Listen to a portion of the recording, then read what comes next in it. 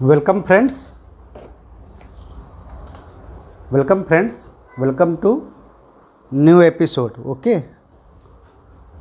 तो आज new episode में हम लोग सीखेंगे the concept of rotational inertia.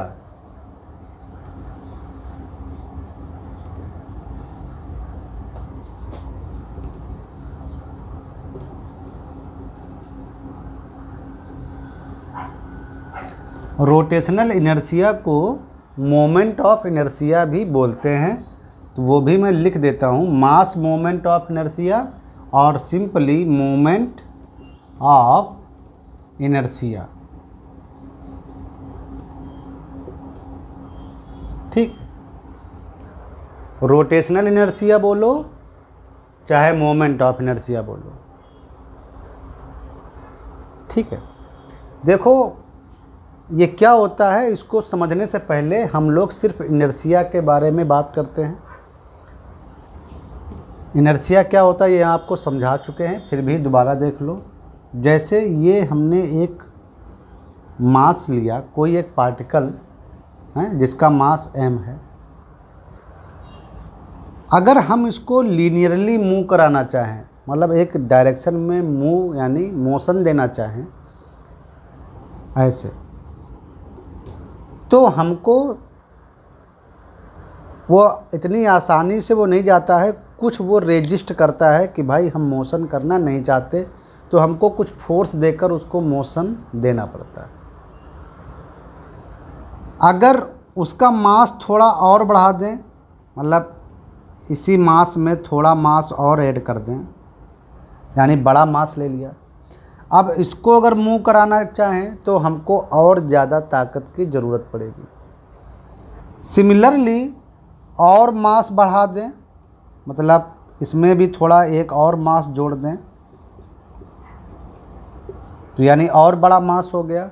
अब अगर आप इसको लीनियरली मूव कराना चाहो तो आपको और ज़्यादा फोर्स लगाना पड़ेगा मूवमेंट के लिए, क्योंकि ये अपनी मोशन को रेजिस्ट कर रहा है, विरोध कर रहा है। इतना आसान नहीं, जैसे जैसे मास बढ़ता जाता है आपके लिए उस बॉडी को मूव कराना उतना ही हार्ड हो जाता है। इसका मतलब जो ये मास है, मास द्रव्यमान जिसको हिंदी में बोलते हैं, तो जो ये मास है वो एक इनर्शिया का काम करता है। इनर्शिया मतलब जड़त्व, मतलब वो मूव नहीं करना चाहता है। तो जैसे जैसे मास बढ़ता जाएगा, जैसे जैसे किसी पार्टिकल या किसी बॉडी का मास बड़ा होता जाएगा, उसको मूव कराना, उसको मोशन में लाना उतना ही हार्ड होता जाता है। तो ये जो मास है ये इनर्शिया है, इनर्शिया। ठीक है, तो जैसे जैसे मास बढ़ता जाता है उसका उस बॉडी का इनर्शिया बढ़ता जाता है, यानी वो उतना ही रेस्ट में रहना चाहता है, वो मोशन नहीं करना चाहता है। तो लीनियर मोशन में जैसे ये मास एक इनर्शिया का काम करता है, वैसे ही रोटेशनल मोशन में कोई तो चीज़ है जो रोटेशन का अपोज करेगी। मतलब इतनी आसानी से हम रोटेट नहीं होंगे। आपने देखा होगा कि बहुत सी बॉडीज़ हैं उनको घुमाना काफ़ी हार्ड होता है, उसको आसानी से नहीं घूमते, यानी वहाँ भी कोई न कोई ऐसी चीज़ है इनर्शिया टाइप की। वो क्या है, उसको जानने के लिए हम एक सिंपल ट्रिक अपनाते हैं। जैसे ये मास था और इसको हमने एक वेलोसिटी दे दी, तो इसका इनर्शिया m है, मास खुद का, और इसकी लीनियर वेलोसिटी v है। तो यहाँ पर काइनेटिक एनर्जी कितनी होती है, हाफ mv² लीनियर मोशन में। सिमिलरली अगर हम रोटेशन मोशन लेते हैं किसी बॉडी का, ये मान लो कोई बॉडी है और ये कोई एक्सिस ऑफ रोटेशन है, और ये ओमेगा एंगुलर स्पीड से हम इसको घुमा रहे हैं, मतलब रोटेट करा रहे हैं, तो वहाँ पर उसकी काइनेटिक एनर्जी, जो रोटेशनल काइनेटिक एनर्जी होगी, वो कुछ ऐसी आनी चाहिए। अब क्या आनी चाहिए, आप जानते हैं कि जो लीनियर वेलोसिटी में जो वेलोसिटी, लीनियर वेलोसिटी जो v का काम होता है वो एंगुलर मोशन में एंगुलर स्पीड ओमेगा का काम होता है। इसके पहले हम आपको इक्वेशन सारे बता चुके हैं। तो हाफ ओमेगा स्क्वायर रोटेशन में, और यहाँ कुछ तो आना चाहिए, तो उस चीज़ को हम नाम देते हैं आई। जैसे लीनियर मोशन में इनर्शिया का काम मास करता है, वैसे ही रोटेशन मोशन में इनर्शिया जो होता है उसको बोलते हैं rotational inertia, simple rotational inertia, और उसको एक नाम दे देते हैं हम लोग आई। तो कुछ काइनेटिक एनर्जी कुछ ऐसी आनी चाहिए, जैसे लीनियर मोशन में ये मास इनर्शिया का काम करता है, और अगर उसकी वेलोसिटी v है पार्टिकल की, तो काइनेटिक एनर्जी इतनी आती है। तो सिमिलरली इसका मतलब है कि रोटेशनल मोशन में अगर उसकी एंगुलर वेलोसिटी ओमेगा है और उसका कुछ इनर्शिया है जिसको हम रोटेशनल इनर्शिया नाम देंगे आई, सिंपल, तो उसकी काइनेटिक एनर्जी कुछ इतनी आनी चाहिए, ऐसे इस टाइप की। और यही आई जो होता है वो क्या है, कितना है, यानी रोटेशनल इनर्शिया क्या होता है, कैसे निकालते हैं, वो हम अब जानेंगे। तो आई थिंक आपको ये पता चल गया कि रोटेशनल इनर्शिया कैसा होता है। वो रेजिस्ट करता है रोटेशनल मोशन को, जैसे ये मास लीनियर मोशन में बॉडी को रेजिस्ट करता है, अपोज करता है मोशन का, वो उसी पोजीशन में रहना चाहता है जिस पोजीशन में वो है। तो रोटेशन मोशन में ये जो रोटेशनल इनर्शिया है वो भी रोटेशनल मोशन में चेंजिंग का अपोज करता है। ठीक है, अब ये कैसे निकालेंगे आई, क्या होता है, वो हम लोग देखेंगे।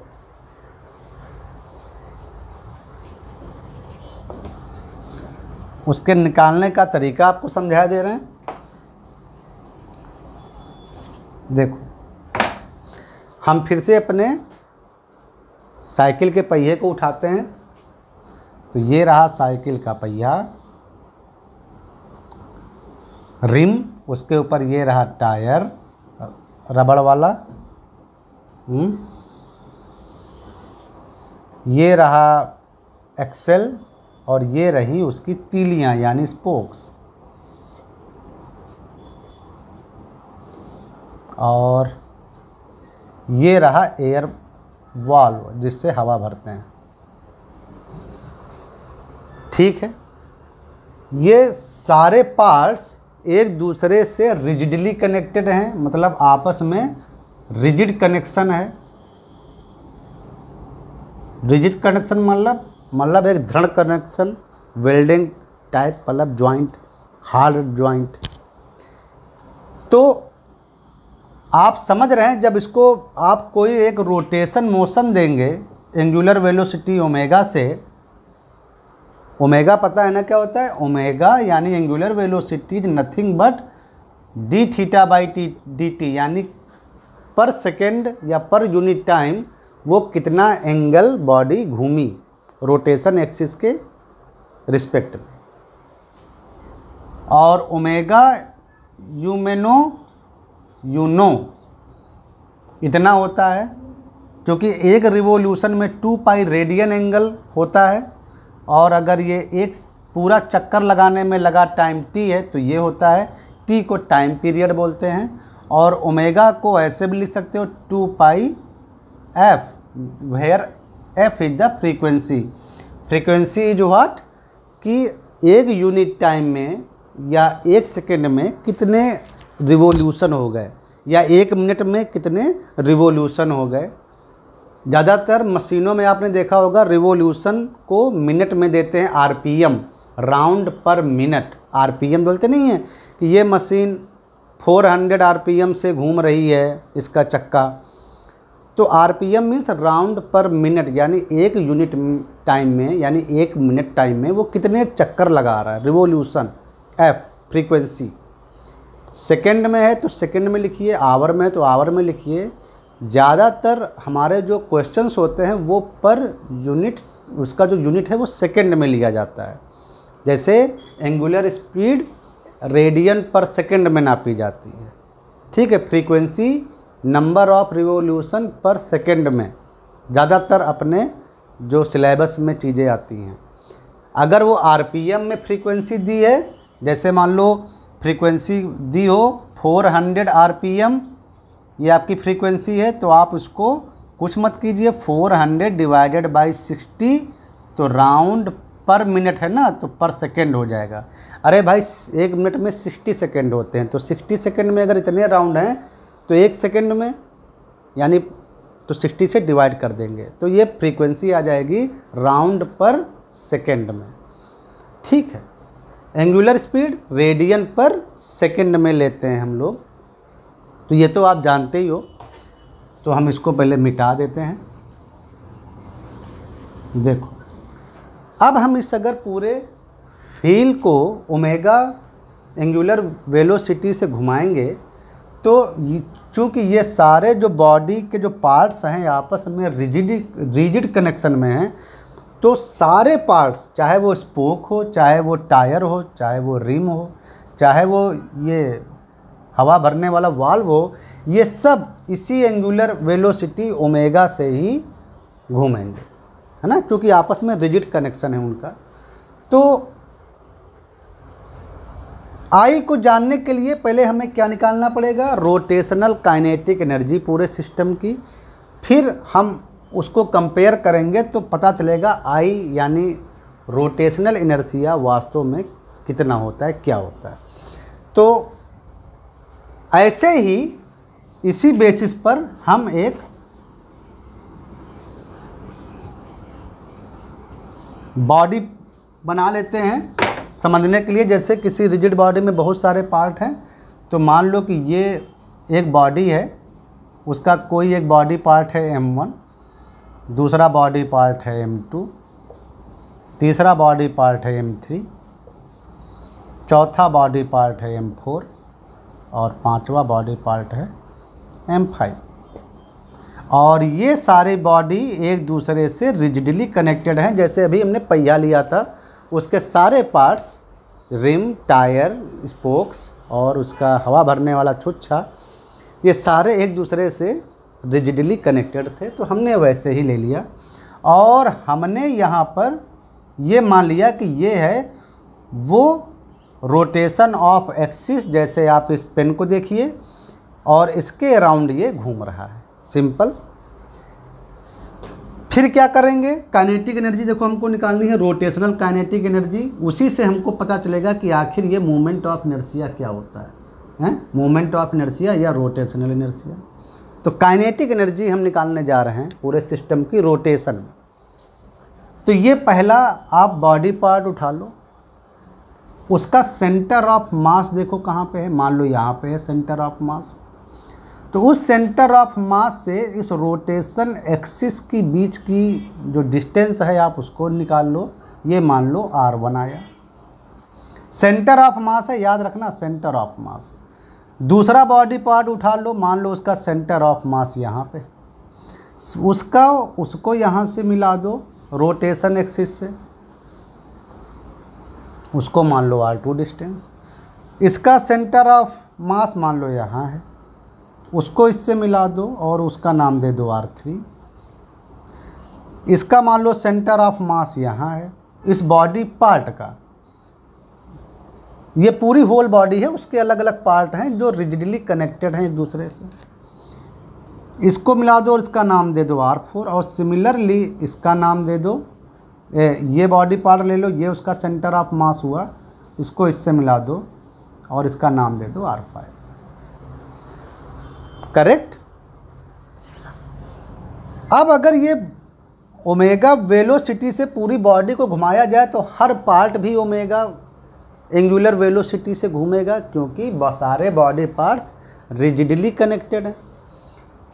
तो जब ये घूमेगा तो पहला पार्ट ले लो M1 बॉडी पार्ट, इसका सेंटर ऑफ मास का मोशन ऐसे जाएगा, v स्पीड होगी v1, तो v1 कितना आ जाएगा, v1 is nothing but R1 omega.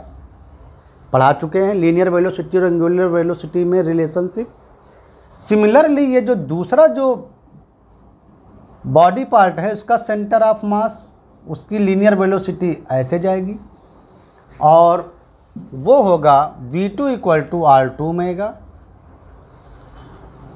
Similarly perpendicular रहेगा velocity, v3 equal to r3 omega. Similarly v4 equal to r4 omega और v5। हर बॉडी पार्ट का जो सेंटर ऑफ मास है वो अलग अलग लीनियर वेलोसिटी से मूव करेगा, बट सबकी एंगुलर वेलोसिटी सेम होगी क्योंकि सारे एक ही एंगुलर वेलोसिटी से चक्कर लगाएंगे। ये v4 था और ये v5 था। तो अब हम सारे बॉडी पार्ट्स की काइनेटिक एनर्जी निकाल सकते हैं।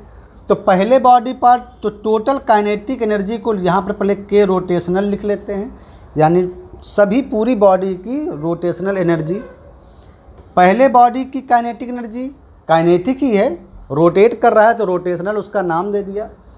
पहले बॉडी पार्ट की एनर्जी तो हाफ m1v1 स्क्वायर, दूसरे बॉडी पार्ट की हाफ m2v2 स्क्वायर, तीसरे बॉडी पार्ट की हाफ m3v3 स्क्वायर, चौथे बॉडी पार्ट की हाफ m4r4 स्क्वायर, पांचवे की हाफ m5v5 स्क्वायर। जितने भी बॉडी पार्ट्स हों, जब हम v1 v2 v3 सबकी ये वैल्यू रखेंगे तो ओमेगा स्क्वायर कॉमन आ जाएगा, हाफ बाहर निकाल लेंगे, अंदर आ जाएगा m1r1 square, m2r2 square, m3r3 square, m4r4 square plus m5r5 square और ये ओमेगा स्क्वायर। ये हो गई रोटेशनल एनर्जी पूरे कंबाइंड बॉडी सिस्टम की।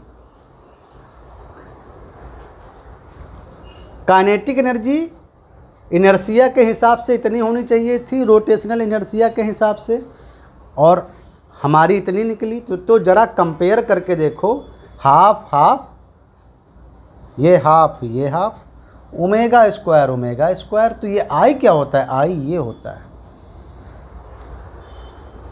यानी हमारा रोटेशनल इनर्शिया किसी बॉडी सिस्टम का होता है m1r1 square, m2r2 square, m3r3 square plus dot dot dot.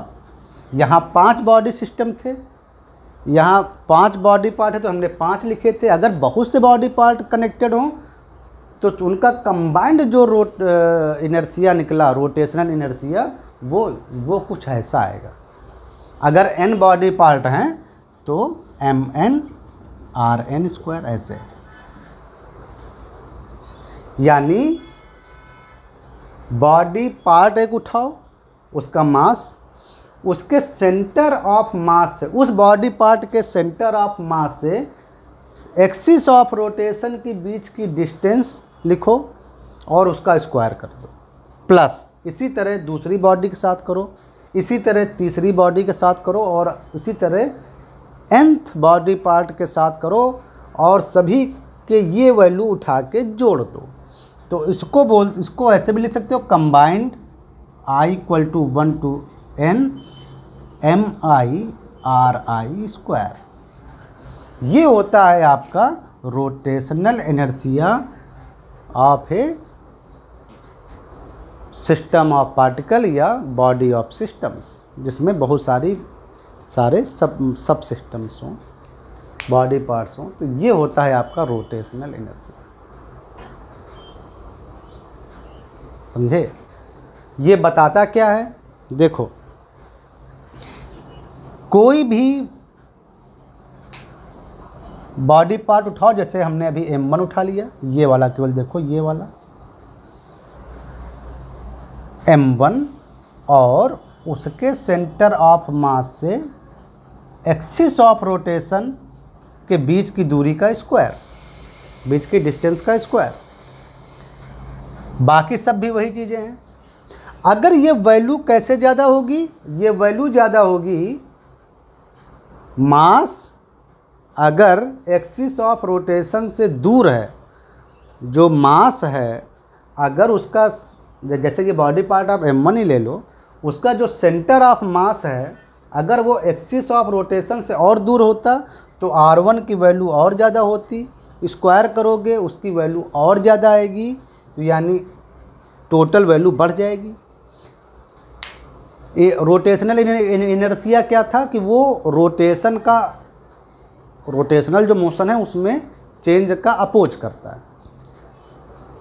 तो जितना ज़्यादा मास सेंटर ऑफ एक्सिस से दूर होगा, भाई R यानी सेंटर ऑफ मास की एक्सिस ऑफ रोटेशन से दूरी जितनी ज़्यादा बढ़ती जाएगी उसका रोटेशनल इनर्शिया उतना ज़्यादा बढ़ता जाएगा और उसको रोटेट कराना उतना ज़्यादा हार्ड हो जाएगा, क्योंकि इनर्शिया मीन्स अपोजिंग। देखो कैसे, एग्जाम्पल देते हैं हम आपको। एक लकड़ी की लंबी रॉड ले लो, हैं, उसके, है ना, उसके एक केस में उसके बीच में एक डंडी लगाओ छेद करके, और दूसरे केस में उसके यहाँ पे लगाओ, हैं, ऐसे डंडी, और उसको घुमाओ, तो तुम देखोगे कि ये वाला आसानी से घूमेगा जिसमें यहाँ पे एक्सिस ऑफ रोटेशन है, ये वाला उतनी आसानी से नहीं घूमेगा जिसमें यहाँ पे एक्सिस ऑफ रोटेशन है। क्यों? क्योंकि ये पूरा जो मास है उसका सेंटर ऑफ मास टोटल यहाँ है, पूरी बॉडी का मास, और उसकी एक्सिस ऑफ रोटेशन से दूरी ये है, और जबकि इसका जो सेंटर ऑफ मास है पूरी रॉड का वो तो यहीं पे है, और उसका इससे डिस्टेंस नियरली 0 है, तो इसका मोमेंट ऑफ इनर्शिया कम है, इसका मोमेंट ऑफ इनर्शिया ज़्यादा है। तो इसको ऐसे लगा के ऐसे घुमाना आसान है, मतलब बीच में अगर कनेक्शन हो और उसको रोटेट कराओ तो आसान है, लेकिन अगर यहाँ पर ऐसे कनेक्शन हो, यहाँ एक्सिस ऑफ रोटेशन हो और इसको ऐसे घुमाओगे तो आपको ज़्यादा टॉर्क या ज़्यादा फोर्स देना पड़ेगा। जबकि अगर यहाँ पे ऐसे कनेक्शन होता तो इसको घुमाना आसान है, इसको घुमाना उतना आसान नहीं है। इसको देखो, तुमको हम ऐसे ही करके दिखाते हैं, इसको घुमाना आसान है, ये है ना, वैसे पेन लेकर आप करते हो ना ऐसे, वो आसान है, लेकिन अगर उसी पेन को आप किनारे से पकड़ो और घुमाओ तो कठिन है, क्योंकि एक्सिस ऑफ रोटेशन तो अभी ये है और इसका मास एक्सिस ऑफ रोटेशन से दूर हो गया है। इस केस में एक्सिस ऑफ रोटेशन ये हुआ और इसका जो टोटल सेंटर ऑफ मास है वो उसके एकदम पास ही है। तो जितना ज़्यादा मास एक्सिस ऑफ रोटेशन से दूर जाएगा उतना ज़्यादा उसका मोमेंट ऑफ इनर्शिया बढ़ेगा और उसको रोटेट करना उतना ही हार्ड हो जाएगा। लेकिन जितना ज़्यादा मोमेंट ऑफ इनर्शिया बढ़ेगा, अगर उसको हम एंगुलर वेलोसिटी दे देंगे तो उसमें काइनेटिक एनर्जी बहुत ज़्यादा आ जाएगी। मतलब अगर हम इसको रोटेट ऐसे करा रहे हैं और ऐसे मारेंगे तो हमको ज़्यादा लगेगा, क्योंकि इसका जब इसको ऐसे घुमा रहे हैं ना, देखो ध्यान से देखो, इसको ऐसे घुमा रहे हैं, इसका मास इधर है और एक्सिस ऑफ रोटेशन इधर है, सेंटर ऑफ मास यहाँ है, उसके बीच में ज़्यादा डिस्टेंस है, इसका मोमेंट ऑफ इनर्शिया ज़्यादा है। अगर इसको कोई एंगुलर वेलोसिटी देंगे तो इसमें काइनेटिक एनर्जी ज़्यादा रहेगी, आई बढ़ गया, भले इसको रोटेट कराना हार्ड हो लेकिन इसमें काइनेटिक एनर्जी ज़्यादा है। ऐसे किसी को मारो तो ज़्यादा लगता है, अगर उसी को आप बीच से पकड़ो, ये देखो, इसको घुमाना तो बहुत आसान है ना, मतलब रोटेट करना, क्योंकि इसका सेंटर ऑफ मास एक्सिस के बिल्कुल पास में है, इसकी आई वैल्यू यानी मोमेंट ऑफ इनर्शिया बहुत कम है। घुमाना आसान है लेकिन उससे उतनी चोट नहीं लगेगी, क्योंकि उसमें उतनी काइनेटिक एनर्जी नहीं आएगी, इसमें काइनेटिक एनर्जी ज़्यादा है। तो आई बढ़ेगा तो रोटेशनल मोशन देना हार्ड है, लेकिन उस दे दिया मोशन तो उसमें काइनेटिक एनर्जी ज़्यादा आ जाती है, ठीक है, तब उसकी मोशन को चेंज करना बहुत हार्ड हो जाता है। चेंज करोगे झटका मिलेगा बहुत ज़ोर से। लेकिन अगर आई की वैल्यू कम है तो रोटेट करना आसान है, लेकिन उसमें रोटेशनल एनर्जी कम होती है सेम एंगुलर मोमेंटम के एंगुलर वेलोसिटी के लिए। तो आई थिंक आपको ये कॉन्सेप्ट समझ में आ गया कि concept of the rotational inertia क्या होता है, वो कैसे निकालते हैं, उसकी वैल्यू क्या होती है, और रोटेशनल काइनेटिक एनर्जी क्या होती है ये भी आपको पता चल गया। Rotational kinetic energy equal to half I omega square, where I is the moment of inertia of the body system about rotational axis, और ये omega square is the angular velocity of the body system. तो मिलते हैं next episode में और हम लोग नए कॉन्सेप्ट सीखेंगे। ठीक है, तब तक के लिए बाय बाय।